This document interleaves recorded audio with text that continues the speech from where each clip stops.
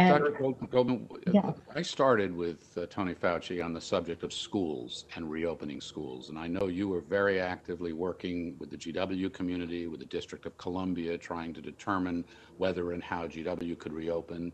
There was a time when you were fairly optimistic about that, and obviously things changed. They changed because of the numbers and the incidence of the disease. But that I put that same question to you because I know also as a pediatrician, you have thought about this a lot, about the health and safety and well-being of our kids. As you look across the country now, see what's happening in K through 12, see what's happening on campuses and universities. What is your feeling about the risks and the ability of schools to reopen? Because everybody wants to have their kids in school. here at GW, we did all the things that Dr. Fauci was talking about, in terms of putting in place restructured classrooms, test the kids right when they get back, have a cycle of testing so that we can monitor the virus, make sure we don't have outbreaks. And we still couldn't reopen just because of the fact that across our country, so much virus is still circulating. We had we have kids who would be coming in from Georgia, from Florida, from California, where, whereas in DC, we have a really good situation. We've been able to keep the transmission below one, which means that gradually declining numbers of cases, bringing in students from all across the country. At the end of the day, we realized even with all the measures that we were putting in place, that it would be too risky. I'm hoping for spring, but I'm hoping for spring. But when I look at, the outbreaks that have been happening in high schools across the country and the outbreaks certainly in other universities, I'm glad that we've been cautious Dr. because, Batts, Dr. Batts, let me come over to I'm hoping the same thing for sure, like spring semester to open. And I would say, like, before GW has announced, like, the last spring semester online remotely, one of the things they didn't do that well is that right before spring breaks has started, they announced that, oh, we expand the spring break and you can like stay where you are. You don't come back to campus for another 2 weeks. So during that 2 weeks, I still have the hope that we can come back to campus for sure. I don't think it will go that badly, but things change. So no one is coming back. All our stuff in the dorm are just there. I didn't like think about like move my stuff to a storage and just like properly put it in, and so GW has to hire like moving companies, and I don't know how well they did it because I haven't seen all my stuff yet. And even if I have seen them in person, I feel like it's a hard job to do, not gonna lie. Like someone else taking care of your stuff and they have no idea what stuffs are belongs to you. Even though we had a video call and just like I say, oh, this is mine and that's my roommate and etc. But there's just like too many little things, and I feel like there are also like many different it could go wrong from different stage. Like maybe the person put it somewhere else, and then I mean it can be easily messed up. I also find on the Facebook group someone else posted that he lost his suitcase, and that suitcase apparently was like one of his grandparents who passed away a few years ago, and apparently the moving company just couldn't find it. And so I still don't know how it's gonna turn out for most people since we now have a full semester. I hope they did a good job. I hope so. It's a hard job to do. They could mess up, so I wouldn't blame them too much if it happened to me. But again, one of the things GW could do better at that moment is just like ask all the students to pack their stuff and figure out a place to store them. That would be more smart, University can save money, and also students can just take care of their stuff. how closely are you watching this kind of body of research, and how concerned are you that this is not like the flu or a cold that you get over and you move on, but there could be some permanent and very serious lasting effects.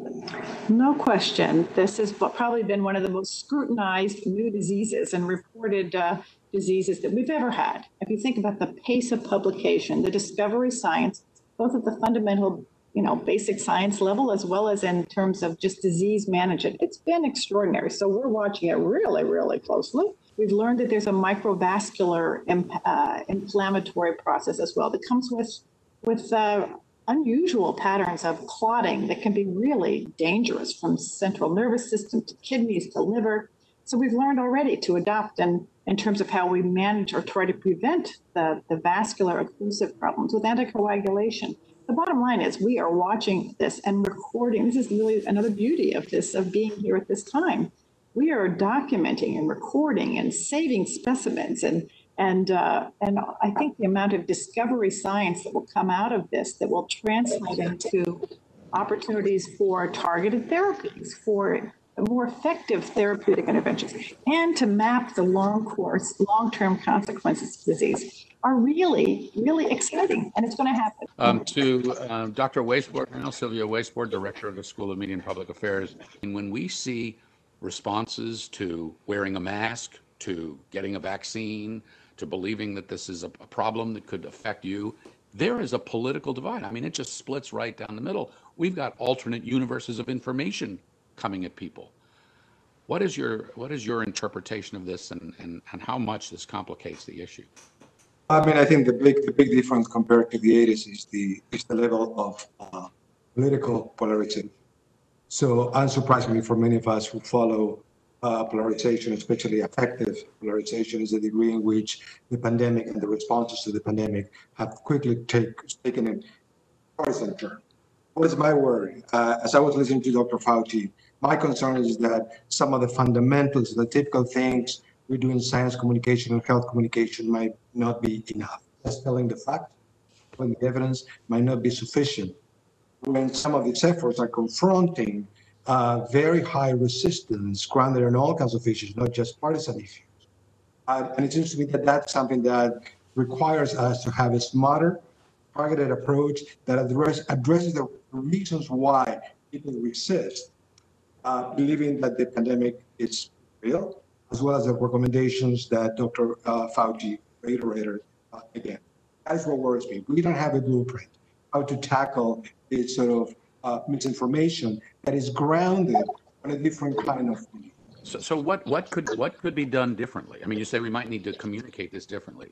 Be interested to hear you put some ideas out there, and maybe ask Dr. Bass and Dr. Goldman to react to that. Right, because we conventionally think about in terms of telling the facts, in terms of transmission and prevention in language that most people can understand. That is fine, that is necessary, but it's not sufficient, given what we already know about different attitudes, different beliefs, that make it very difficult, and we already have plenty of evidence, to comply, to follow public health recommendations. So what we need to address head on is understanding the reasons why, rather than just only telling people what do we need to do in order to be more effective. I'm not completely optimistic that will work, but we need to be smarter and understand those kinds of considerations. I think he brought up the good point, like we need like better communication for sure, and just more straightforward to people. But I just want to like add on that, like coming from different culture, like I was like born in China and I experienced different culture, like obviously Asian culture, and I also like I lived in the US for like in the past 5 years, and I feel like the US like is the most powerful country in the world, and a lot of things the American do is just like, you do the miles and you do all the different like metric system and different approach to different things, and sometimes it can be creative for sure. That's how Apple and that's how all the big techs are happening in the US. But sometimes it can be inconvenient and it can be kind of like outdated, And when it comes to like mask wearing, I feel like Asia, they have like more experience than Europe, Africa, and North America, and also South America for sure, because they had experience like SARS. Totally just like based on experience. Asia has more experience. The government, also the medical provider, they tell people and they instruct people how to wear masks properly, and in what situation you have to wear mask, and in what situation you don't have to wear mask. One of the things that I think I should mention that is, in Asia, like the Chinese government, they tell people not to wear a mask when you go out for a run or you do some like outdoor activities if you have like pretty good distance with people. And I think that's very easy to understand. If you wear a mask, it kind of like limit your breath and just everything, and it makes it harder for you to do fitness. But in the US, a lot of people do wear masks these days, especially here in Boston area. But I feel like oftentimes when they go out for a run, they wear a mask thinking to protect themselves or protect the others. But in an outdoor setting, you don't really have to wear a mask, like in most situations, and you wouldn't catch a disease. It's not that effective, and I don't think people should do that. I read an article saying that there are many factors that just contribute to like the virus spreading. Like there's sunshine, there's wind, there also just moisture, and they all can affect how the virus play out in an outdoor setting. The public health is not about politics.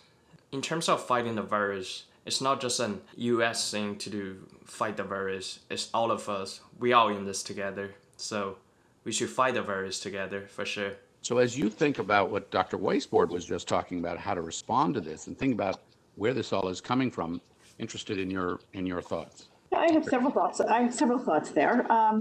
One is that one of the greatest challenges we've had is that there has been such an evolution of knowledge during this period of time. We haven't had a static body of knowledge to present and say, okay, this is this disease. This is how this disease works. This is who gets it. This is who doesn't get it. This is who dies.